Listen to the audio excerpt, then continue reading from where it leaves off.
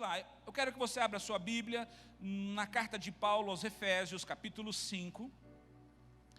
Nós estamos falando enchei-vos do Espírito. Precisamos entender qual a necessidade, por que desta palavra. Efésios capítulo 5, versículo 15, a partir do versículo 15. Efésios capítulo 5, a partir do versículo 15, diz assim: portanto, vede prudentemente como andais. Como vocês estão vivendo? Essa é a pergunta, essa é a frase. Não vivam como insensatos, como tolos. Não vivam como pessoas desatentas, mas como sábios. Diga para o seu irmão, você precisa viver em sabedoria.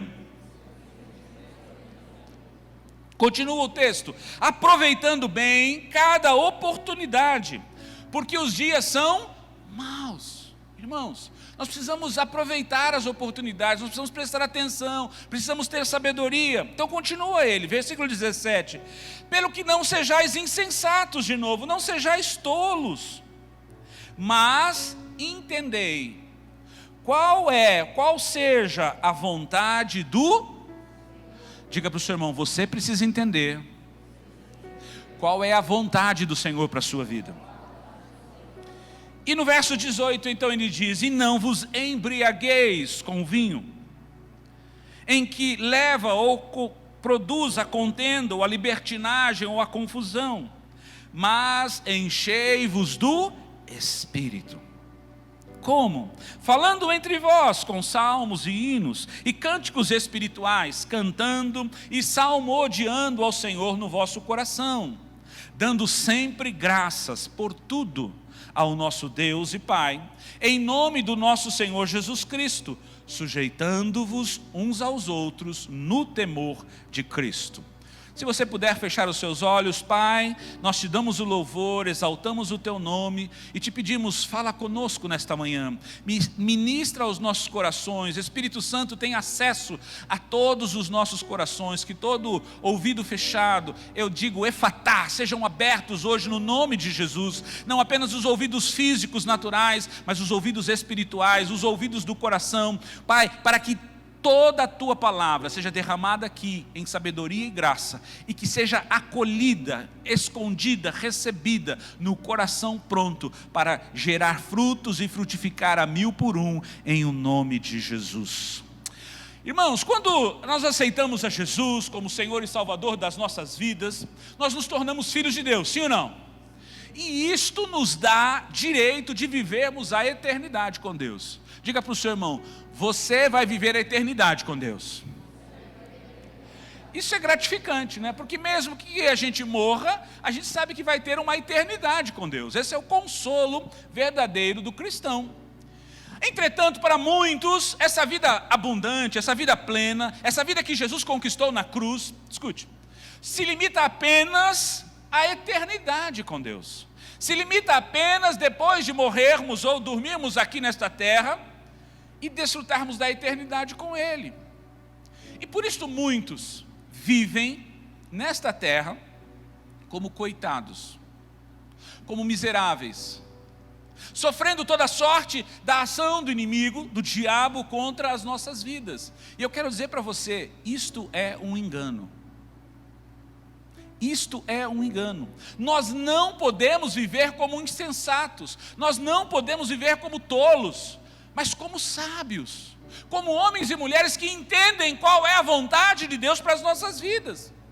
Ei, por mais que tenhamos direito de viver a eternidade com o Pai lá nos céus, a nossa eternidade, a minha e a sua, começa aqui. Começa aqui na terra, manifestando uma vida vitoriosa, uma vida poderosa, uma vida feliz, uma vida plena. Mas para que isso aconteça, para que isso se manifeste em nós, nós precisamos nos encher do Espírito Santo de Deus. Você começa a entender?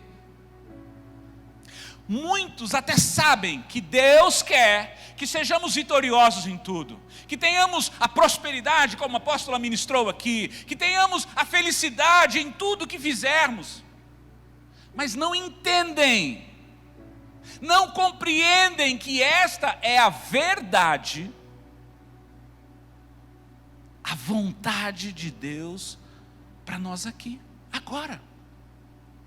Veja o que a palavra de Deus diz. Abra a sua Bíblia lá, segunda carta de Pedro, um pouquinho mais adiante, capítulo 1. Segunda carta de Pedro, capítulo 1.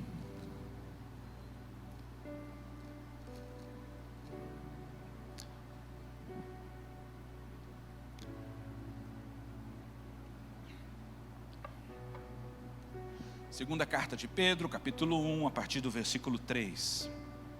Diz assim: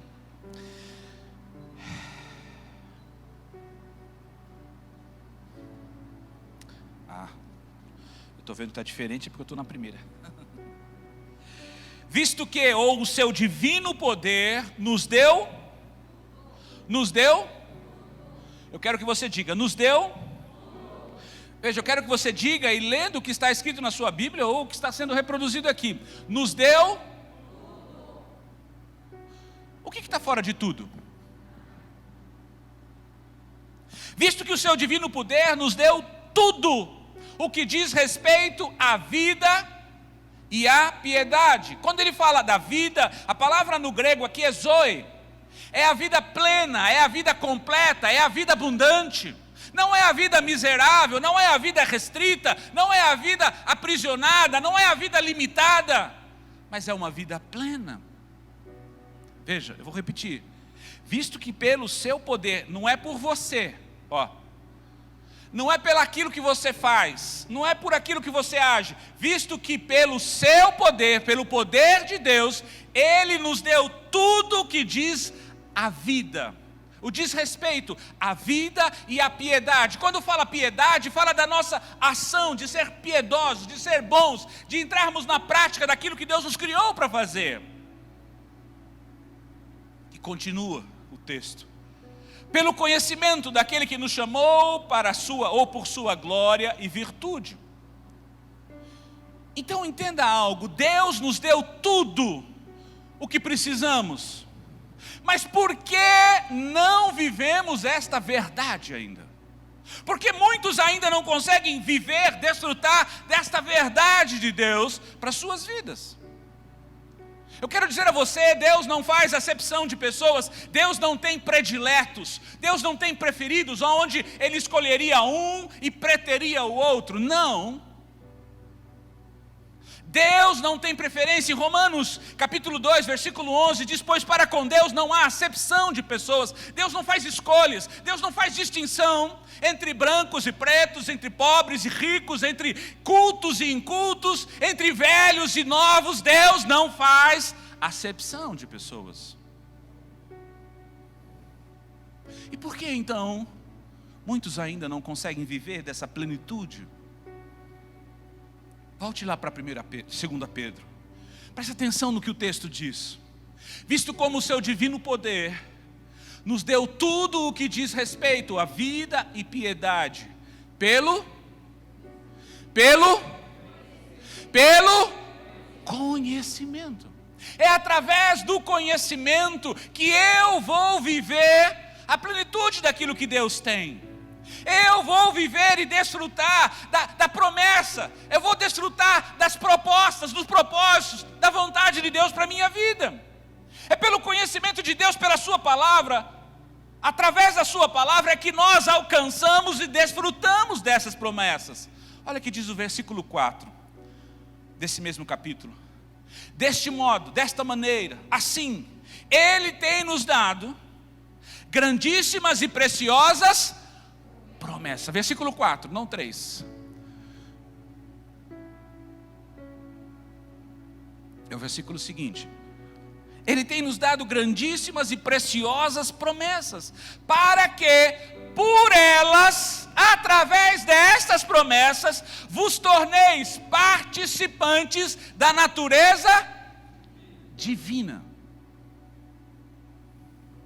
Havendo fugido ou escapado da corrupção que há no mundo por causa da cobiça ou dos desejos ou concupiscência. Numa outra tradução, essa parte final diz assim, livrando-nos da corrupção das paixões que há no mundo. Irmãos, é pelo conhecimento das promessas que nós passamos a ser participantes da natureza divina. Eu quero dizer uma coisa para você: quando Deus criou o homem, fez ele à imagem e semelhança de Deus, dele.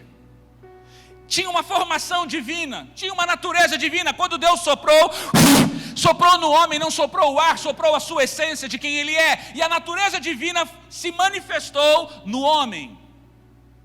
Mas por causa do pecado, a natureza divina foi arrancada do homem. E ele passou a viver simplesmente na natureza humana. E a consequência disso foi a degradação do homem. Nós vemos na criação, desde a criação, o homem começou a viver 900, 1000, depois do pecado. 900, 800 anos. Você pegar o livro de Gênesis, você vai ver. E aí foi se diminuindo, 700, 600, 500, 400, 300, 100. Até chegar em Davi e dizer: olha, a vida do homem não consiste mais do que 65 e 70 anos, porque depois disso é enfado e canseira. Há uma degeneração da natureza, porque se perdeu a natureza divina e o homem começou a viver exclusivamente na natureza humana. Então, Jesus vem, traz as promessas, ele diz: olha, você pode recuperar a natureza divina através do conhecimento das promessas de Deus. Você pode tornar a ter essa natureza, essa essência divina, para viver e desfrutar de tudo aquilo que Deus criou para você, para mim. Mas isso acontece pelo conhecimento das promessas, que passamos a ser participantes dessa natureza divina. Ou seja, quanto mais eu adquiro conhecimento das promessas de Deus em minha vida, através da sua palavra, mais eu sou transformado, passando a ter a natureza, as características divinas. E assim, essas características e o poder de Deus começam a se manifestar na minha vida. Eu preciso ter o conhecimento das promessas de Deus para me tornar ou ser transformado na natureza divina. E assim me mover e desfrutar de tudo o que está no reino de Deus. Quando Jesus, entrando aqui na palavra da apóstola Rosângela, quando Jesus diz para aqueles homens que estavam vendo a água entrar dentro do barco, é interessante, Jesus se preocupa com a sua, Jesus se interessa pela sua situação, mas ele não se preocupa com a sua situação. Já parou para pensar nisso? O barco está afundando, a água está entrando, o vento está batendo, os homens estão desesperados e Jesus está dormindo. Está dormindo. Não, ele não está nem calmo, ele está dormindo. Quem já entrou num barco aqui? Quem já andou de barco? Barquinho. Meu irmão, a melhor coisa que tem é dormir no barco. Pode balançar, parece uma rede, é gostoso. É interessante. Alguns nessa daí tem alguns sintomas contrários, reversos, né? E aí começam a diminuir, né? Começam a colocar para fora tudo aquilo, todo o mal que estava dentro deles. Nós já tivemos alguma experiência com os irmãos aqui. Mas é gostoso dormir no barco. Jesus não estava preocupado não, irmãos. Jesus não se preocupa com a sua situação. Sabe o que ele quer? É que você tenha atitude. Quando ele fala assim: por que vocês estão tão tímidos? Por que vocês não agem? Mas não é agir no natural, é agir no sobrenatural. Não é agir na natureza humana, é agir na natureza divina. Por que ele simplesmente falou: cala-te vento, aquieta-te vento, para agora, e tudo parou? Porque Jesus se move na natureza divina, não na natureza humana. Deus quer que você se mova na natureza divina. Porque se você se move, vou falar de novo porque tem alguns que entenderam. Deus quer que você se mova na natureza divina, para que você desfrute de tudo aquilo que Ele criou para você, meu irmão. Mas sem conhecimento não há transformação. Diga para o seu irmão: sem conhecimento não há transformação. Agora preste atenção, o conhecimento em si mesmo não traz uma transformação, não traz uma mudança. É preciso aplicá-lo em nossas vidas. Olha o que Jesus disse lá em João 8:31, põe para mim aí. Disse Jesus, pois, aos judeus que criam nele. Quantos creem em Jesus aqui? Então essa palavra é para você. Disse Jesus para mim e para você: se permanecerdes no meu ensino ou nas minhas palavras, verdadeiramente sereis meus. Olha só. Se você permanecer nas minhas palavras, verdadeiramente sereis meus discípulos. Isso fala de uma identidade. Então continua o versículo 32. Então conhecereis a verdade, e a verdade vos... A gente só cita o versículo 32 como se ele fosse a base, mas na realidade tem um antecessor, tem uma condição que antecede o conhecimento. Que condição? Permanecer nas palavras de Jesus. Apenas o conhecimento não traz uma libertação, uma mudança em nossas vidas. Nós precisamos primeiramente, presta atenção, aceitar Jesus e aceitar as suas palavras como a única verdade de Deus para as nossas vidas. É verdade. Porque se você não fizer isso, aquilo que Jesus falar vai entrar por um ouvido e vai sair por outro. Sim ou não? Quantas pessoas já falaram para você que você tem que fazer algo que você fala assim, mas essa pessoa não tem crédito nenhum, eu não vou. Entra por aqui e sai por aqui. Sim ou não? A sua avó fala, olha minha filha, faz assim, passa por aqui e vai por lá. Sim ou não? Porque você fala, não tem crédito. Mas quando nós permanecemos na palavra, quando nós reconhecemos Jesus como fonte, quando nós entendemos quem é a fonte para nossas vidas, lembra de Efésios? Quando nós somos sábios, nós discernimos qual é a voz que devemos ouvir, qual é a palavra que devemos receber. Quando nós aceitamos Jesus, não apenas como Senhor, nós aceitamos Ele como o diretor, como o Senhor, como aquele que tem a palavra de vida para nós, como uma verdade de Deus para nós, como uma fonte de vida, de poder e direção sobre as nossas vidas. Quando Jesus falou assim, se vós permanecerdes nas minhas palavras, Ele estava dizendo, se você colocar em prática aquilo que eu tenho falado e ensinado na sua vida. Olha o que o apóstolo Tiago disse lá, Tiago capítulo 1, versículo 21, Tiago 1, 21, diz assim, pelo que despojando-vos de toda a impureza e de todo o vestígio do mal, recebei com mansidão a palavra em vós enxertada ou implantada. Quem que recebe? Diga, eu. Sou eu que recebo a palavra ou não? Sou eu que reconheço como fonte para trazer instrução, transformação na minha vida ou não? Recebei com mansidão a palavra em vós enxertada, a qual, presta atenção, ela é poderosa para vos salvar, para vos transformar, para vos modificar, mudar, transformar a sua vida. Porque salvar aqui não é salvação eterna, é a salvação de todos os seus problemas, é a transformação da sua vida. E ele não para por aí, ele diz, e sede praticantes ou cumpridores da palavra, e não somente, diga para o seu irmão, você ouviu aí?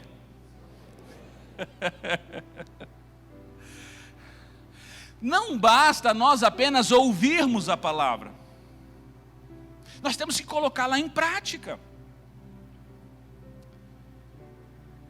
E aí ele diz assim, enganando-vos a vós mesmos.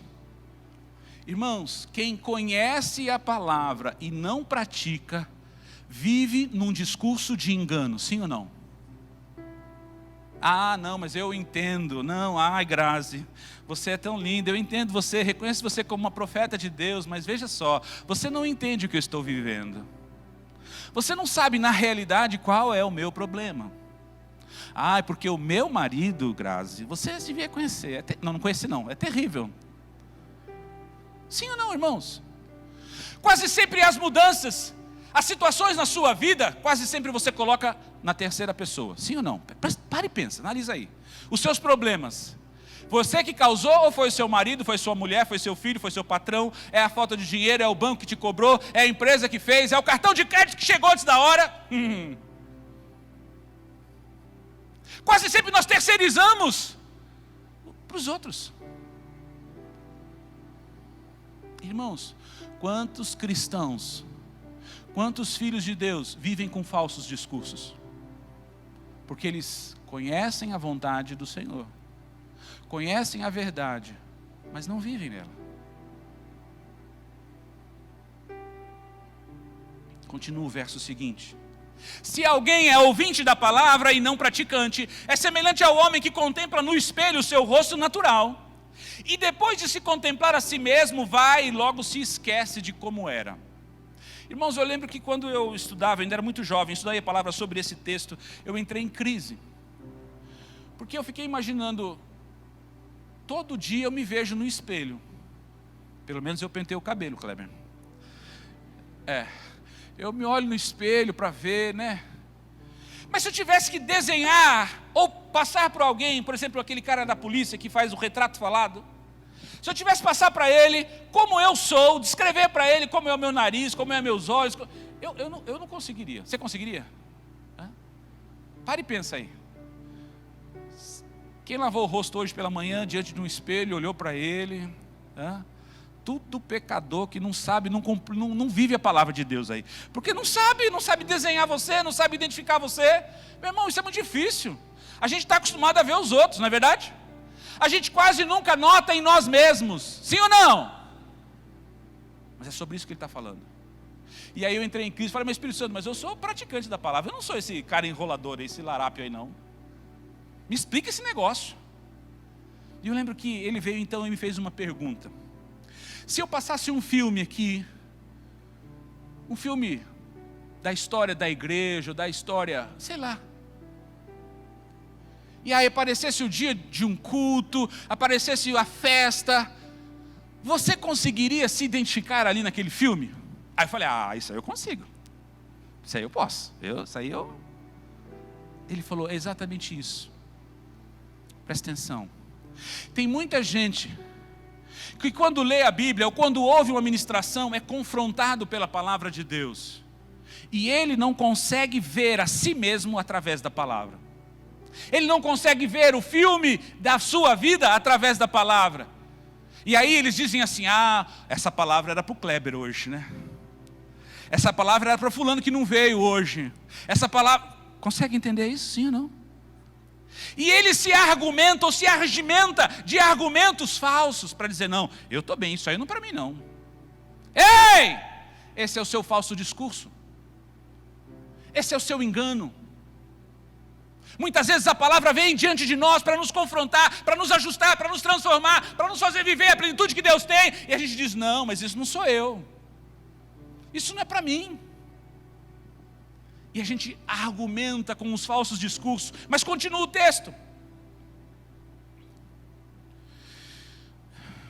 E logo vai e se esquece de como era. Aquele, porém, que atenta para a lei perfeita, a da liberdade, e nela persevera, não sendo ouvinte e esquecido, mas executor, fazedor da obra, este será bem-aventurado em tudo o que fizer, em tudo que tiver feito. Ei! Nós precisamos cumprir e viver os ensinamentos da palavra de Deus, irmãos. Não apenas sabermos, mas cumprirmos. Não basta sabermos, temos o conhecimento, temos que colocar em prática, pois só assim seremos ajustados e transformados, alcançando assim a natureza divina que Deus tem preparado para nós.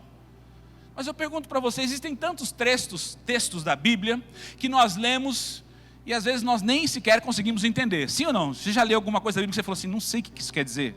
Levante sua mão. Confessa aí. Eu também já fiz isso. Meu irmão, tem coisa que é difícil. Às vezes nós até entendemos, mas ainda assim nós não conseguimos fazer com que aquela verdade bíblica entre realmente em nossas vidas, a fim de que possamos colocá-la em prática. É aquela coisa, mas isso não é bem assim, isso é bem assado. Por que isso acontece? Você já parou para pensar nisso? Porque a mesma palavra, como disse o apóstolo aqui, que prega e diz que você será salvo em Cristo Jesus, perdoado dos pecados, é a mesma palavra que algumas coisas falam assim, não, isso não é bem assim.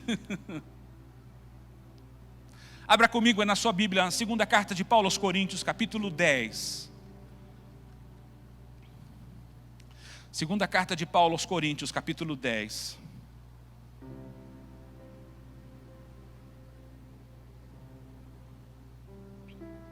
No versículo 3 diz assim: pois, embora andando na carne, não militamos, não lutamos segundo a carne. Numa outra tradução diz assim: embora vivamos como seres humanos, não lutamos com os padrões deste mundo. E completa ele dizendo: as armas da nossa milícia não são carnais, não são humanas, mas sim poderosas em Deus para a destruição das fortalezas. Derrubando raciocínios, ou destruindo conselhos, e toda altivez que se levanta contra o conhecimento de Deus, e levando cativo todo pensamento ou entendimento à obediência de Cristo. Olha só, o apóstolo Paulo está dizendo: olha, embora nós vivamos nesta carne, sejamos humanos, sejamos seres humanos, nós não lutamos com as armas deste mundo, nós não lutamos, nós não entramos nessa guerra com as armas dos humanos. Há uma guerra dentro das nossas vidas para nos levar a entender o que é a verdade de Deus e o que não é. Deixa eu dizer, o que é fortaleza mental? Fortaleza, a gente sabe que é aquela grande construção, geralmente com muros altos de pedras. São regiões, são lugares onde as pessoas se escondem e o inimigo não consegue entrar. Essa é a figura da fortaleza. Muitas vezes nós temos fortalezas mentais, escute, que nos impedem de, através do conhecimento da verdade de Deus, aceitarmos que aquela informação como verdade é a verdade de Deus. E nós deixarmos de viver e praticar aquela nova informação. Deixa eu explicar isso um pouco melhor. Toda fortaleza, ela não se constrói de um dia para a noite. Eu já estive em uma fortaleza chamada Massada, lá em Israel, e o dia que você for em Israel, você vai estar lá também. É uma fortaleza que levou anos, décadas para ser construída, porque é pedra sobre pedra, passo a passo. Além de se tirar as pedras da sua região, onde ela estava, trazer para cá, lapidá-la, empilhá-la, colocá-la, montá-la. É algo que vai sendo construído dia a dia, semana a semana, meses a meses, anos a anos. E isso cria uma fortaleza dentro da sua mente, com verdades absolutas, que às vezes são mentiras.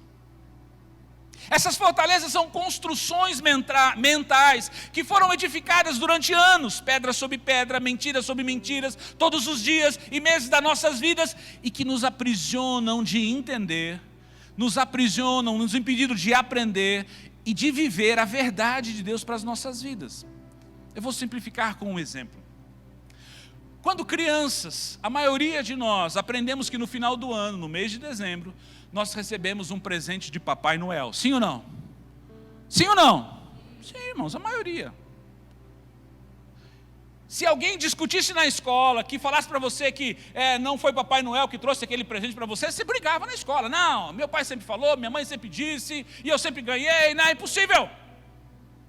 Mas foi passando os anos até chegar um dia, que eu não sei com quantos, você descobriu que não era Papai Noel que trazia presente, sim ou não?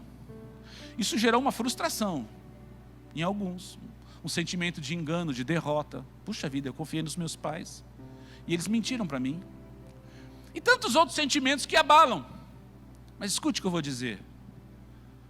E aí você passa a entender que aquilo não é verdade. Ok. Mas essa fortaleza está tão firmada na sua mente, escute, que aí você cresce, você começa a se relacionar, você casa, você tem filhos, e quando o seu filho nasce, quando chega dezembro, você fala para ele: foi Papai Noel que deu para você, filho. Sim ou não? Você sabe que é uma mentira, mas aquela mentira está tão enraizada na sua mente, que você começa a ensinar o seu filho aquela mentira. Você pode usar os argumentos, porque a sociedade, porque a televisão, porque a escola. Você pode usar os argumentos que for, mas isso na realidade está dentro da sua mente. Essa é uma fortaleza na sua mente, que mesmo tendo conhecimento da verdade, não libertou e não mudou você. Você percebe como funciona a fortaleza mental? É por isso que Paulo fala, isso é uma guerra.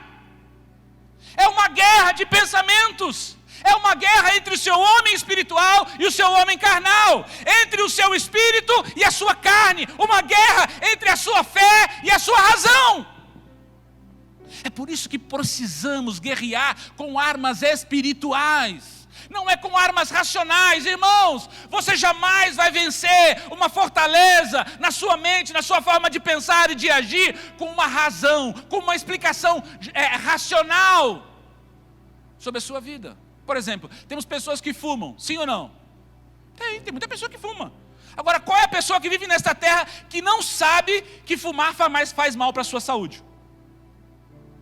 Todo mundo sabe, irmão. Hoje não tem ninguém que não saiba.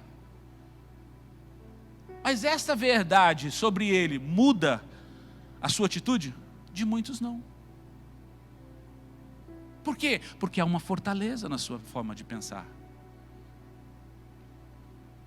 Mesmo sabendo que Deus libertou os cativos, mesmo tendo a promessa de que Deus quer libertar você dos vícios, daquilo que te aprisiona, daquilo que limita, daquilo que destrói o seu corpo, a sua vida, alguns não conseguem. É por isso que nós precisamos de armas poderosas, que são as armas espirituais. Armas como a oração, armas como a leitura da palavra de Deus, armas como a oração em línguas, armas como o jejum, armas como a confissão, armas como a adoração e tantas outras. Mas escute, para obtermos resultados favoráveis, nós precisamos da ajuda do Espírito Santo de Deus. Nós precisamos do Espírito Santo, pois somente Ele pode nos conduzir na verdade. Olha o que diz lá em João 16:13. Quando porém vier o Espírito da verdade, Ele vos guiará em toda a verdade. Ele não falará de si mesmo, mas dirá tudo o que tiver ouvido e vos anunciará o que há de vir. O Espírito Santo é o único que pode falar a verdade para você. É o único que pode convencer. Nesse mesmo capítulo, no versículo 18, diz assim, versículo 8, quando Ele vier, convencerá o mundo do pecado, da justiça e do juízo. O Espírito Santo é o único que pode convencer você que a verdade da palavra de Deus é a vontade de Deus para a sua vida. É por isso que nós precisamos do Espírito Santo, irmãos. Nós precisamos do Espírito Santo para ser bem-sucedidos em tudo.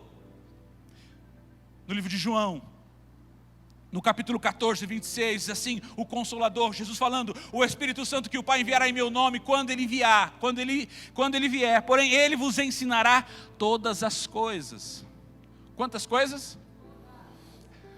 Ele vos ensinará todas as coisas. Ele vos ensinará todas as coisas, e vos fará lembrar de tudo que há de vir, tudo que eu vos tenho dito.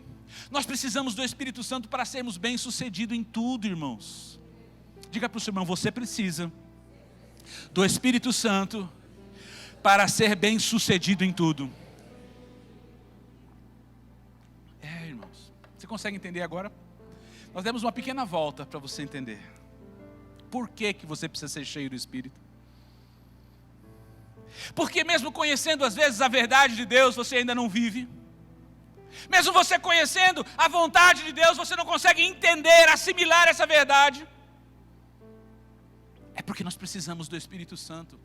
Domingo passado, a pastora Selma, ministrando aqui, falou sobre a importância de sermos cheios do Espírito Santo para vivermos em santidade. Isso é verdade, irmãos.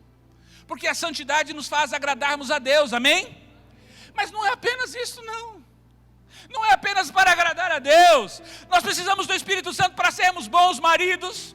Nós precisamos do Espírito Santo para ser bons filhos, para ser boas esposas. Nós precisamos do Espírito Santo para ser bons funcionários. Nós precisamos do Espírito Santo para ser bons empresários. Nós precisamos do Espírito Santo para ser bons professores, bons alunos, bons filhos, bons funcionários, bons vendedores, bons líderes, bons pastores, bons discípulos, ou seja, bom em tudo. Ele tem o poder para te ensinar qualquer coisa. Ele tem o poder de te convencer, te dirigir, te direcionar à verdade.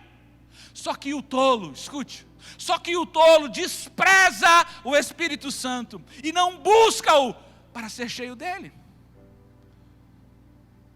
É por isso que lá diz em Efésios, não, olha como vocês vivem, olha como andais, não andeis como nécios, como tolos, como insensatos.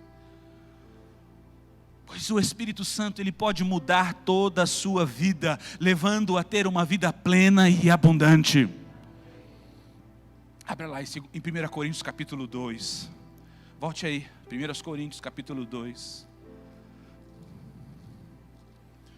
Diga para o seu irmão, o Espírito Santo quer te levar a uma nova medida. Fala para ele assim, o Espírito Santo quer que você viva o extraordinário de Deus. Irmãos, não é o medíocre, não é o mediano, não é o comum, não é o normal. Ele quer que você seja o melhor, Ele quer que você tenha uma vida melhor, Ele quer que você tenha uma vida plena e abundante. Olha o que diz lá, 1 Coríntios 2, versículo 9. Como porém está escrito, as coisas que o olho não viu, e o ouvido não subiu, ou não subiram à mente ou ao coração do homem, são as que Deus preparou para os que o... Escute uma coisa, quem daqui ora? Não vou falar nem que gosta da oração, quem daqui ora? Quem daqui não ora? Quero ver. Estou brincando não. Todos nós temos que orar, sim ou não? Agora eu pergunto para você que ora bastante, vou mudar a frase. Como é que você ora por algo que você nunca viu, você nunca soube, você nunca ouviu e nunca pensou nisso? Não, em português, estou perguntando. Vocês estão querendo antecipar minha pregação. Como é que você ora? Me diga aí. Como é que você ora por algo que você nunca viu? Porque a gente ora assim, Deus, no almoço, né? Deus abençoe o meu dia ou da manhã. Eu acho, não é que é ruim orar na hora do almoço, mas eu acho muito hipócrita às vezes orar na hora do almoço. Porque você faz uma oração tão curta, para comer logo, só para fazer os desencargos de consciência. O correto é você orar todo dia. De manhã, de tarde, de noite. Daniel tinha essa prática, mas não antes do almoço. Porque a fome está apertando, né? Mas termos um princípio. Mas o que eu quero dizer, muitas vezes a gente ora simplesmente numa tabelinha, sim ou não? Eu oro pela minha vida, eu oro pela vida dos meus filhos, eu oro pelo meu sustento, eu oro pelas coisas, eu oro. Mas tudo isso você já viu, e aí você tem o despertamento de desejo de viver, de receber de Deus, sim ou não? Mas como você vai orar por algo que você nunca viu? Como você vai pedir algo que você não sabe que existe? Como? Mas aqui está dizendo, vamos lá. As coisas que o olho não viu, o ouvido não ouviu, nem subiram ao coração do homem, são as que Deus preparou para aqueles que o amam. Deus, porém, as revelou pelo seu... Então só está oculto na sua vida o amanhã, as coisas que Deus tem preparado para você, se você não conhece o Espírito Santo. Se você está vivendo no escuro, sabe aquele negócio? O amanhã a Deus pertence. Basta cada dia o seu mal. Meu irmão, é porque você não tem comunhão com o Espírito Santo. Porque o Espírito Santo sabe que amanhã Ele vai fazer uma obra poderosa na sua vida, Ele vai te dar vitória, Ele vai trazer livramento, Ele vai você para um novo patamar, numa nova condição, Ele vai operar em ti e através de você, e você vai ser mais do que vencedor, como nós cantamos.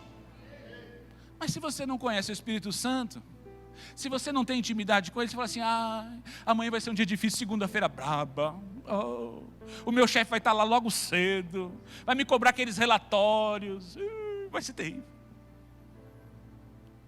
Você consegue perceber como a vida das pessoas mudam quando elas têm intimidade com o Espírito Santo e quando elas não têm? Continua o texto. Deus, porém, as revelou pelo seu Espírito. O Espírito penetra todas as coisas, até mesmo as profundezas de Deus, o escondido de Deus. Ele está dizendo assim, olha, o Espírito Santo, ele tem a capacidade de entrar em Deus. Nem aquilo que Deus falou ainda, Ele consegue trazer para você, porque estava escondido em Deus, não havia sido revelado, mas o Espírito Santo consegue trazer para você e mostrar para você tudo aquilo que Deus tem preparado e que vai realizar em você, através de você, meu irmão. Continua, pois qual dos homens sabe as coisas do homem, senão o Espírito do homem que nele está? Assim também ninguém sabe as coisas de Deus, senão o Espírito de Deus. Você quer saber o seu amanhã? Você quer saber como vai ser a sua vida? Você quer saber como vai ser seu casamento? Quer saber como vai ser a vida dos seus filhos? Quer saber como vai ser a bênção de Deus sobre a sua vida? Busque o Espírito Santo de Deus. Nós, contudo, Nós, contudo, não recebemos o espírito do mundo. Nós não recebemos o espírito da carne, mas o espírito que provém de Deus, para que pudéssemos conhecer o que nos é dado gratuitamente por... Deus te deu coisas gratuitamente e você não sabe. E é por isso que você não vive, é por isso que você não desfruta. É por isso que você não desfruta na natureza divina. Você fica na natureza humana. Ai, tadinho de mim. Ai, tá tão difícil. Ai, o desemprego. Ai, eu só tenho vontade de morrer. Ai, eu tenho vontade de desistir. Ai, a minha vida, ó céus, ó vida, ó azar. Ei, essa não é a vida que Deus criou para você. Essa não é a natureza que Deus colocou no seu coração. Quando Jesus morreu na cruz, Ele te deu a natureza divina para que você tivesse acesso a uma vida plena e abundante nessa terra. Tem coisas, tem processos, tem tesouros escondidos, reservados para você, para que você possa viver, para que você possa ter uma vida plena, uma vida completa em Deus nessa terra. Mas você precisa conhecer o Espírito Santo, você precisa ter acesso a Ele. Disto também falamos, não com palavras de sabedoria humana, mas com as que o Espírito Santo ensina, comparando as coisas espirituais com as coisas espirituais. Ora, o homem natural não compreende as coisas do Espírito de Deus. Sabe por que eu e você não entendemos algumas coisas da Bíblia? Porque nós estamos na carne, irmãos. Porque se o Espírito Santo estiver em nós, Ele vai nos ensinar e revelar todas as coisas. É por isso que nós precisamos do Espírito Santo. É por isso que nós precisamos ser cheios. O homem natural não compreende as coisas do Espírito de Deus, pois lhe parecem loucura. E não pode entendê-las, porque elas se discernem espiritualmente. O que é espiritual, entretanto, porém, discerne bem todas as coisas. Diga para o seu irmão, você vai entender todas as coisas da Bíblia, na vida, na escola, no trabalho, na família, no ministério, aonde você estiver, você vai conhecer todas as coisas em Deus, através do Espírito Santo. E não se preocupe, que diz o texto, e ele por ninguém é discernido. As pessoas não vão entender o que você vai fazer. As pessoas não vão entender o que você vai fazer, mas você vai fazer e vai ser bem sucedido em tudo o que você fizer. Se você recebe, diga amém. É por isso que nós precisamos do Espírito Santo, irmãos, para entender, discernir e aceitar a palavra de Deus como verdade em nossas vidas. E ao colocarmos em prática, seremos transformados da natureza humana para a natureza divina, vivendo e desfrutando de tudo o que Jesus conquistou na cruz e que está disponível gratuitamente para você no reino de Deus. Deus quer que você tenha uma vida plena. Deus quer que você tenha uma vida abundante em todas as áreas da sua vida. Ele tem coisas para você que você não viu, que você nem imaginou, mas através do Espírito Santo você vai viver nessa terra. O Espírito Santo irá te mostrar, vai te mostrar os sonhos, os desejos, os projetos de Deus para a sua vida, coisas muito maiores do que você poderia sonhar ou imaginar. O Espírito Santo trará do escondido de Deus para você. Diga para o seu irmão, Deus vai trazer do escondido de Deus para você. Deus tem coisas grandes para você, Deus tem coisas abundantes, Deus tem coisas melhores para a sua vida. Ele irá colocá-lo num novo patamar de honra, de conquista, pois Ele quer usar você. Ele quer usar a sua vida, seu testemunho e suas conquistas para glorificar o nome dEle. Se prepare, diga para o seu irmão, se prepare. Você vai viver os melhores dias da sua vida.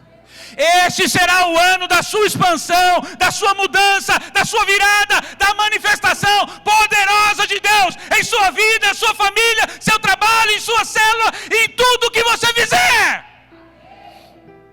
Ele vai te colocar por cima e não por baixo. Ele vai te colocar por cabeça e não por cauda.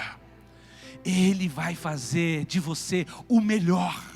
Ele vai fazer de você o the best. Ele vai fazer você ser o melhor aonde você está. Meu irmão, Deus não vai precisar mudar você do trabalho. Deus não vai precisar mudar você de família. Deus não vai precisar mudar você da sua casa. Ele vai fazer de você o melhor aonde você está.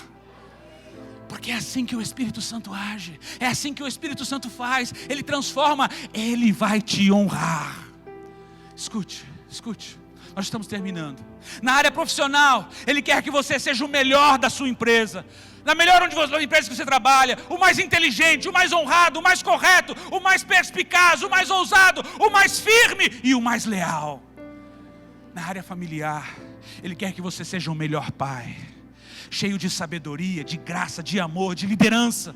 A melhor mãe, repleta de sabedoria, de submissão, de amor, de graça, misericórdia, para conduzir a sua casa e seus filhos.